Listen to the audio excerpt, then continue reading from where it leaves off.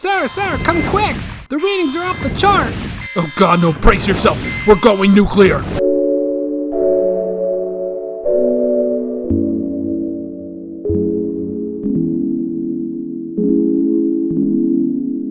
The time my dad's friends crushed a guy's hands for harming me. So, all this happened 2 to 3 months ago. Sorry for the limited details. My dad has earned a lot of respect in our local area, as he will always help his friends with anything they need, so without exaggeration, there are a fairly large number of regulars at our local pub that would happily do the same for him. And I mean it, as they would most likely happily go to prison to look after my parent, my sister, and me.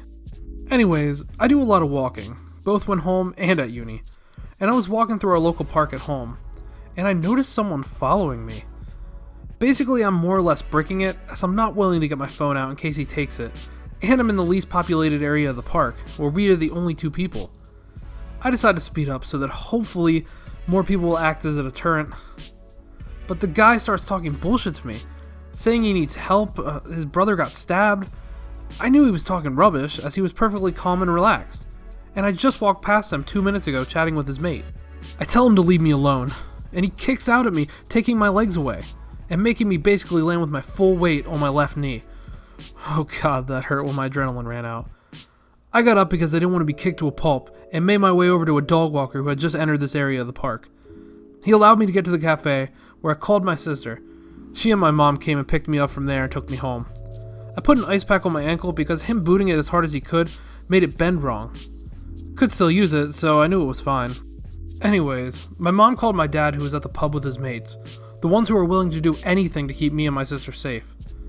My mom relayed a very basic description from me to him, and not long after, he was home due to worry. My ankle kept seizing up by sitting on the sofa, so I got up and helped my mom with dinner. At this point, it seizing up was more painful than standing. While helping, I went to get something from the fridge. Our fridge is in the lounge, right next to the kitchen, but it's not actually in the kitchen, and my dad pulled me aside and said that his friends had caught up to the guy that did it, and got revenge for me. They had asked him if he had gotten into an altercation with someone in the park. He said yes, and then they threw him to the ground, stomped on his hands and phone, and threw his earphones down the drain. Every time I walk through that park, especially that bit of it, which I've only gone through twice in nearly 3 months, I get irrationally nervous and pay extreme amounts of attention to everyone I see. I never saw him again though. I have also been left with a knee that hurts every now and then, as well as if I accidentally bend it in certain ways that are usually fine. Again, I'm not worried about it, as while at uni, I walk nearly 10 miles a day and only occasionally need to stop and let it rest. Moral of this story? Don't fuck with people if you don't think you can deal with a group of alcohol-fueled Londoners who are protective of your victim and his family. I don't think your fear is irrational when you go in that area of the park. As a 25-year-old man who still can't visit the place he was assaulted when he was 13, I feel for you. As far as the perpetrator, he got exactly what he deserves. I like the icing on the cake that not only did his phone get smashed and his hands get smashed, but now he has to go get new earphones too. Don't screw with an army brat. Hello everyone, this is my first post posting to this sub. Normally I post in malicious compliance, as I prefer to let people screw themselves over. However, once, many moons ago, when I was very young and unmedicated, my anger got the best of me. Please buckle up and remember, keep your hands and feet inside the coaster during the entire ride. An attendant will be around to check your harness shortly. Thank you for choosing Miss Victoria's Stories of Sit On It and Twist. Now, people may not know this by looking at me today. I'm a goth chick and proud pagan. But, during a period of my school years, I went to a Catholic school.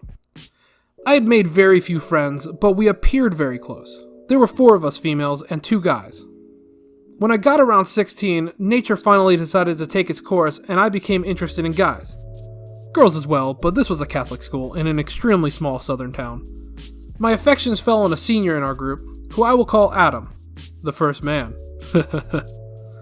He seemed interested as well, and we began dating. That summer, Adam decided to join the Army.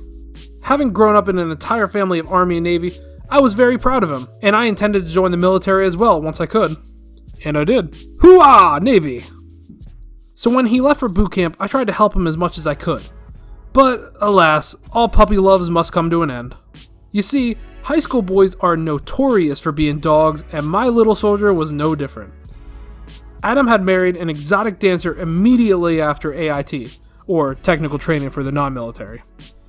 But it doesn't stop there. Oh no.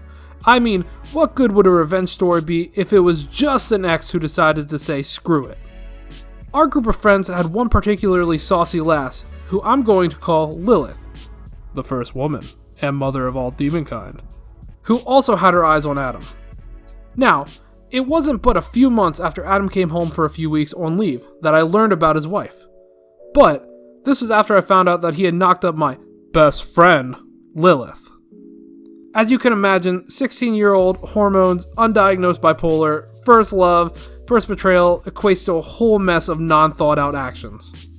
Now, I need to say, this is not a path I am super proud of. In fact, I cringe every time I think about what happened. For anyone who doesn't know, adultery in the US military is an extreme offense, punishable by all sorts of nasty things, such as restriction, docking of pay, court-martial, dishonorable discharge, or even brig time. Although, while I've heard it is a possible punishment, I've never seen that one. The very first thing I did was report the adultery and pregnancy to his command, followed by his wife. She deserved to know her less than 1 month old marriage already had a Jody problem. Long story short, for his part, he lost his wife, rank, and was discharged when found to be drinking underage and in uniform as a result of the divorce. Lilith, on the other hand, met a much nastier fate. See, as I said, this was a very small and predominantly Catholic town, so her revenge was much meaner.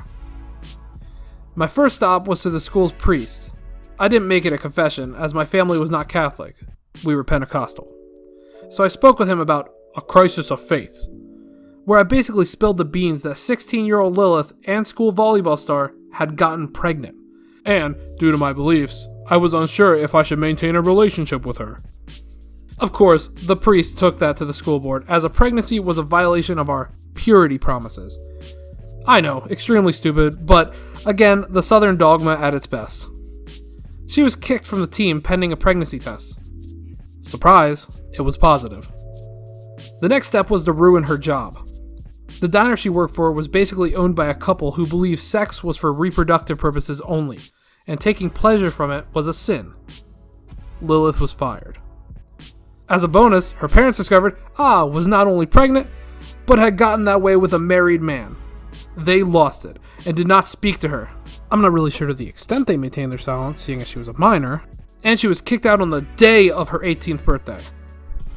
I've really lost touch with almost everyone from that time, but from my understanding, Lilith suffered a miscarriage. This is where most of my guilt resides, due to the stress, and has since developed a habit, although I'm not sure of what, and I don't want to assume. Adam's wife did leave him, but not before getting pregnant herself and taking him for everything she could. Due to the dishonorable discharge, he could no longer work in that town and moved somewhere in the Midwest. Maybe I went too far over a high school crush, but in the end, it was the anger of a teenage scorned. I feel guilty over the miscarriage, yet knowing that I'm remembered by even a few people as a force to be reckoned with does bring a smile to my face. Too long didn't read. Scumbag boyfriend impregnates close friend, and I make sure they can never work or live in their hometown again. Last bit of info.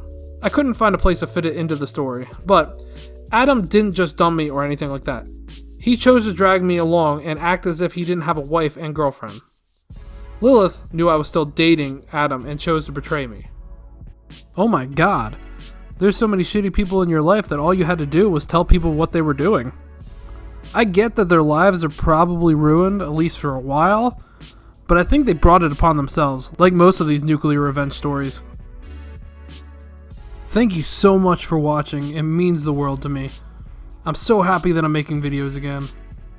I think tomorrow I'm going to do malicious compliance unless somebody else can suggest a better subreddit.